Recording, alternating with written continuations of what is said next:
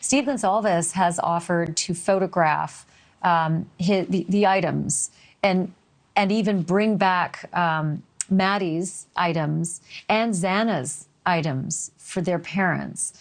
It's an extraordinarily painful process, as you can only imagine, but it's, I suppose, heartening to know that at least there is this, this unity and help among these victims' families. Yeah, oh, definitely. We know that many of the families are close and that they communicate. And, you know, I think you've got the legal side of this, and you have to think about the trial, and you have to think about the potential of there being a jury. But then you've got the emotional side also, and what these families are going through. And you know, what you talked about, the Gonsalves is sort of, you know, not being able to open the boxes. This is all still so raw. I want to bring in Lauren Matthias now. You know, you've talked to families in situations like this. You've covered so many crimes. It's very touchy whether or not they want to see the items again. It is very touchy. As Ashleigh pointed out, the Gonsalves have the items in the garage. It's hard for them to see them. I believe, you know, that many of the victims want these items, but they don't know what to do with them. And some of them, you're right, they want to move on. It's too painful. It just varies from victim to victim. You know, I wonder, Brian and Lauren, the university has not indicated to these families next steps after the March 24th letter saying, we will bring these out after, you know, remediation, which is coming soon, and we will have you come to a location to pick the items up. They've heard nothing since that time.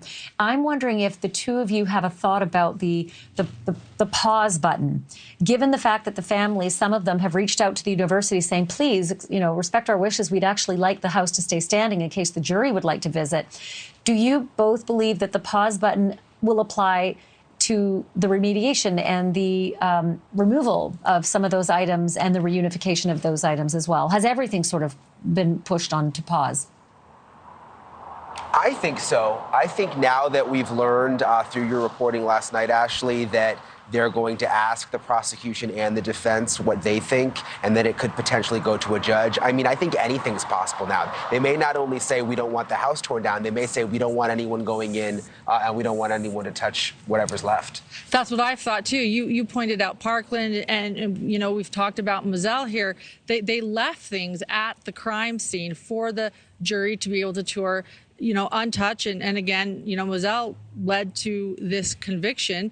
I wondered the same thing. If everything's on pause, will they now pause all of the belongings left in there and say, we can't move anything else? But I just wonder, Ashleigh, since they took so many of the belongings out already, is it almost too late now to say, let's leave what's left there inside? I mean, it's almost like, what's the point? If so much stuff has been taken out, it's already been sort of moved around.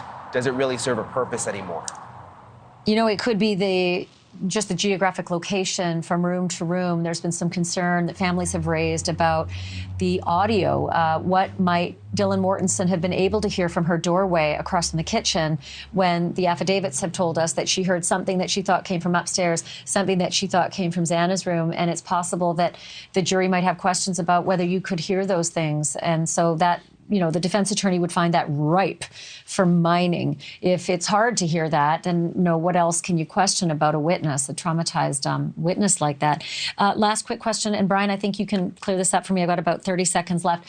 Just about the 3D imaging that went on in that house. It's important for our viewers who may not know this already to know that the prosecution and the police, they went through that house and 3D imaged everything, meaning it's not as though jurors will see nothing. Yeah, the FBI helped them with this. It's a new technology. It's very, very advanced. And it's not just photos and video.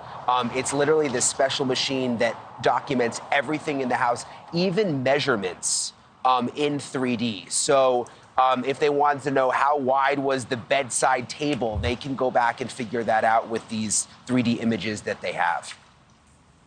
It's just extraordinarily sad. I don't think I need to reiterate this, but it's on our minds that when you hear about these iconic images like Kaylee's Range Rover being parked in the garage untouched, or the Good Vibes sign that became sort of iconic to so many people who were mystified by this.